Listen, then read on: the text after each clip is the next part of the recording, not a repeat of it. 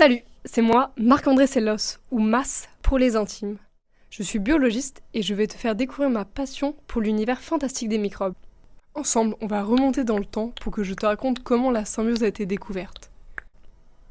Les scientifiques du 19e siècle ont commencé à observer les lichens sous le microscope. Ils se posaient la question de savoir quelle était sa place dans la classification. Et la confusion règne. Est-ce une algue ? Un champignon ? Personne n'est d'accord, et ça, c'est normal. Ça a pris du temps, mais au bout de nombreuses recherches, les scientifiques ont compris qu'il s'agissait de deux êtres entremêlés et non d'un seul.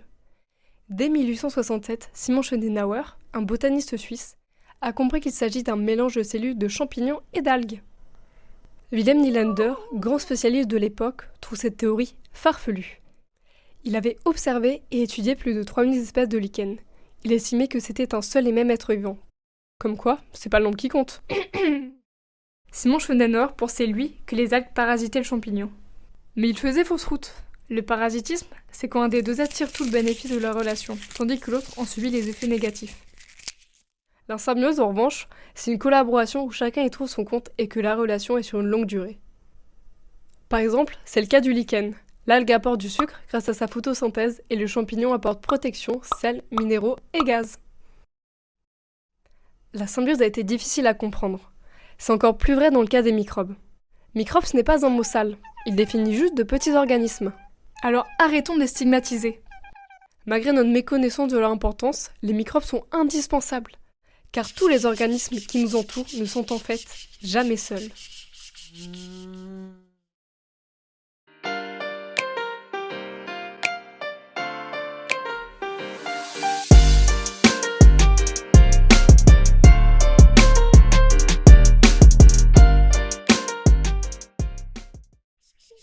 La symbiose est tout autour de nous et affecte notre quotidien à toutes les échelles. Mais alors, qu'est-ce qui permet ce phénomène ? La symbiose se fait car les phénotypes des organismes entrent en résonance. Le phénotype, c'est l'ensemble des structures et des fonctions d'un organisme. Richard Dawkins, un biologiste britannique né en 1941, développe un concept qu'il appelle le phénotype étendu. C'est l'idée que le phénotype d'un organisme ne dépend pas uniquement des gènes qui lui sont propres, mais aussi de tous les autres avec lesquels il interagit.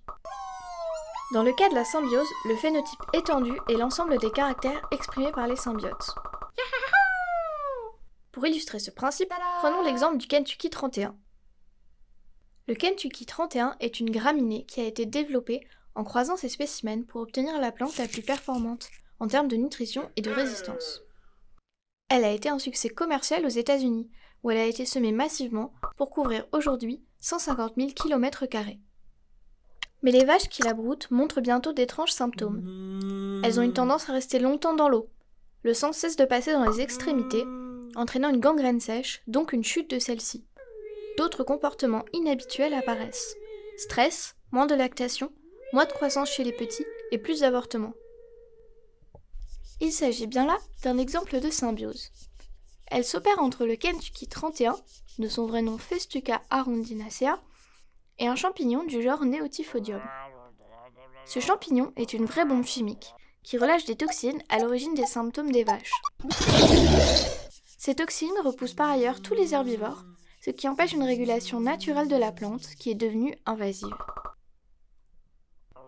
Le phénotype étendu, c'est donc les structures et les fonctions de la graminée et du champignon conjoint. La toxicité du champignon protège la plante des herbivores, et la plante nourrit et héberge le champignon, qui vit à l'abri. Le champignon et la graminée ne forment en fait plus qu'un organisme.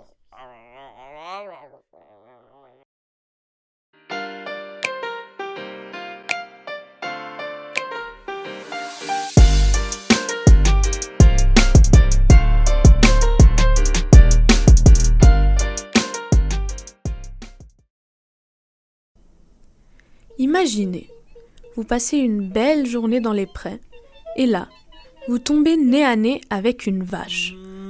Cet animal paisible, au torse volumineux, à l'odeur forte, qui passe ses journées à brouter, espérons pas du Kentucky 31, mais surtout à mâchouiller. Mais que fait-elle exactement ? L'herbe, comme tous les végétaux, n'est pas facile à digérer. Elle est pauvre en azote et est faite de molécules complexes, la cellulose et la lignine. Pour se nourrir de cette herbe, la vache a un système digestif vachement adapté. Je vous explique tout. Le volume corporel de la vache cache en fait une volumineuse poche située avant son estomac, le rumen. Celui-ci abrite le microbiote, un petit peuple de microbes qui digèrent les débris végétaux et les convertissent en acides gras volatiles. Ces derniers sont utilisés par les cellules de la vache pour produire leur énergie et donnent à notre herbivore son odeur caractéristique. Cette digestion par fermentation produit du gaz qui va conduire l'animal à éructer. Sinon... Ainsi, les microbes vivent et se multiplient dans le rumen. Ils sont tous génétiquement identiques car ils descendent du même ancêtre commun. Le suicide d'une partie d'entre eux permet le maintien de l'équilibre du microbiote. Ce sacrifice n'est pas en vain, puisque les suicidés nourrissent la vache. Et oui, la vache n'est pas seulement herbivore, elle est aussi microphage. Ainsi, le microbiote apporte à la vache 2 sources de nutrition, les acides gras volatiles et les microbes eux-mêmes. La vache, quant à elle, donne les ressources végétales nécessaires au microbiote du rumen grâce à la rumination. Pour ruminer, notre vache régurgite une portion du jus de rumen rempli d'herbes et de microbes. Ensuite, elle mastique. Beaucoup. Entre 8 et 10 heures par jour. Cela permet de rendre l'herbe plus accessible aux microbes qu'elle y mélange. Un système digestif vachement adapté, non ?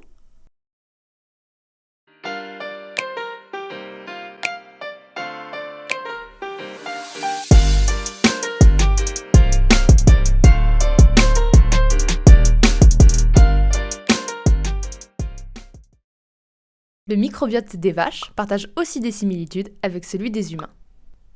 Le microbiote joue un rôle essentiel dans la digestion. Il varie selon les individus et leurs origines culturelles, en influençant la façon dont certains aliments sont digérés. Par exemple, les Japonais consomment souvent des algues rouges qui contiennent des bactéries qui permettent de digérer les sucres complexes. Quant aux Occidentaux, privés de cette bactérie car ils n'ont jamais beaucoup consommé d'algues rouges, ne digèrent pas ces sucres-là. Cependant, un microbiote déséquilibré à cause d'un régime trop riche en lipides et sucres peut favoriser l'obésité. Ce déséquilibre peut être également dû aux probiotiques donnés aux jeunes enfants sans réglementation ni recul sur leurs effets à long terme. Si cela semble bon pour l'enfant, il peut y avoir des incidences sur sa santé aux âges suivants. L'acquisition du microbiote débute dès les premiers moments de vie, au moment de la naissance. Les enfants nés par voie naturelle sont principalement contaminés par les microbes d'origine vaginale, tandis que les enfants nés par césarienne acquièrent un microbiote moins riche, plus proche de celui de la peau de leur mère. L'allaitement d'un bébé au sein favorise aussi un bon microbiote, notamment grâce aux bactéries présentes sur les mamelons de celle-ci.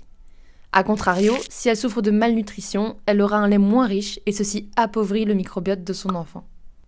Au cours de ses premières années de vie, l'enfant enrichit également son microbiote avec les micro-organismes de son environnement.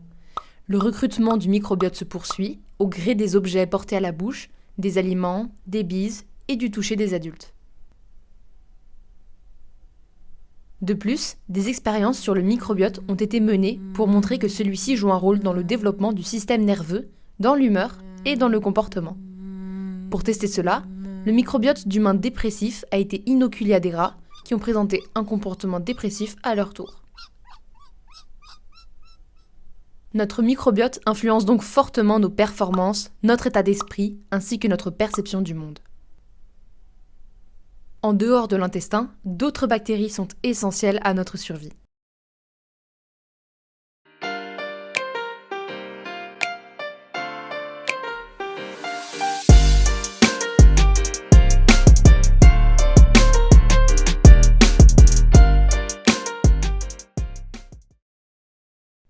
Le saviez-vous ? Le créateur de Star Wars a imaginé une symbiose qui serait à l'origine de la Force entre les cellules des Jedi et les midi-chloriens, des micro-organismes fictifs. Nous ne pouvons pas utiliser la Force, mais un phénomène similaire se produit en nous. Dans nos cellules vivent des petites usines qui transforment ce que l'on mange en énergie. Ce sont les mitochondries. Sans elles, nos cellules ne pourraient pas fonctionner. Mais saviez-vous qu'elles ressemblent beaucoup à des bactéries ?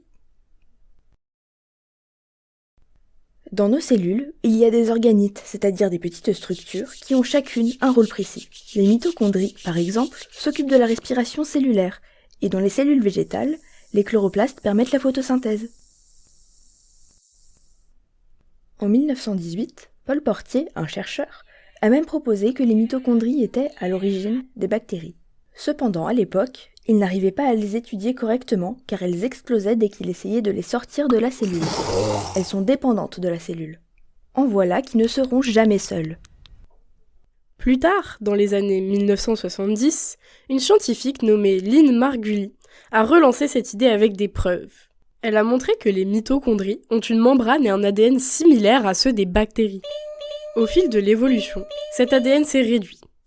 Il ne contient plus que ce qui est essentiel pour la respiration cellulaire. Le reste des besoins des mitochondries est pris en charge par la cellule hôte, qui les nourrit et les protège. Ainsi, les mitochondries permettent à la cellule de vivre, et la cellule fait de même pour les mitochondries. C'est ce qu'on appelle l'endosymbiose. Nous sommes tous des êtres symbiotiques. Nos cellules et leurs mitochondries coopèrent depuis des milliards d'années. Nous ne sommes jamais seuls.